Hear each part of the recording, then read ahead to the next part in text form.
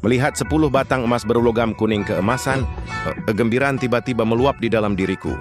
Namun tentu saja saya tidak akan menunjukkan kegembiraan ini secara terang-terangan. Sebaliknya aku membanting tanganku ke meja dan berteriak Ye Jianrong. Ye Jianrong berlutut di tanah. Terkejut oleh suara bantingan meja yang tiba-tiba dan teriakan keras, dia hampir melompat mundur karena ketakutan. Hampir semua porter dan Ye Jian buang air kecil si Bao King dan naga bermata satu. Berkata demikian sebelum dia meninggal.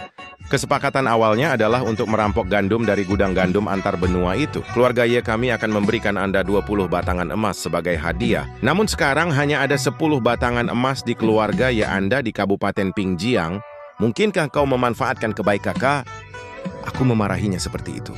Manajer utama toko gandum keluarga Ye, dengan wajah sedih, ia buru-buru mulai menjelaskan bahwa kamu hanya dipercayakan membawa 10 batangan emas yang seharusnya diberikan kepada kreditur Shi sebelum transaksi selesai sudah diserahkan. 10 batangan emas dalam kotak ini seharusnya menjadi pembayaran terakhir untuk kerjasama tersebut. Omong kosong belaka, mulai hari ini desa ini akan berganti nama menjadi Desa Feiyu.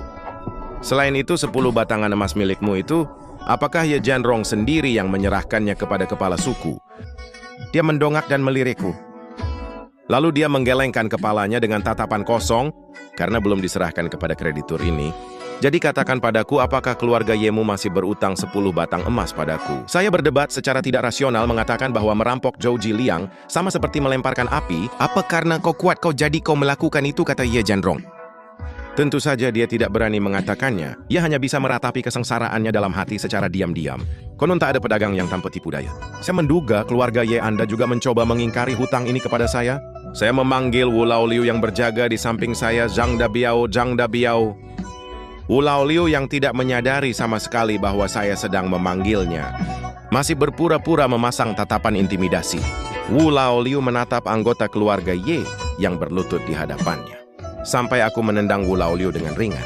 Baru saat itulah dia menyadari, hakim tadi memanggil nama Zhang Dabiao 2 kali, apakah dia merujuk pada dirinya sendiri? Wu Laoliu yang lamban. Dia dengan cepat mendekatiku. Aku mengerutkan kening mendengar kata-kata itu.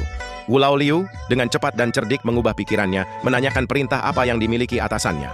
Tumpukan orang di bukit belakang itu belum dibakar, kan? Bawa beberapa orang ini untuk menemukan Shi Bao, mayat naga bermata satu Qinghe.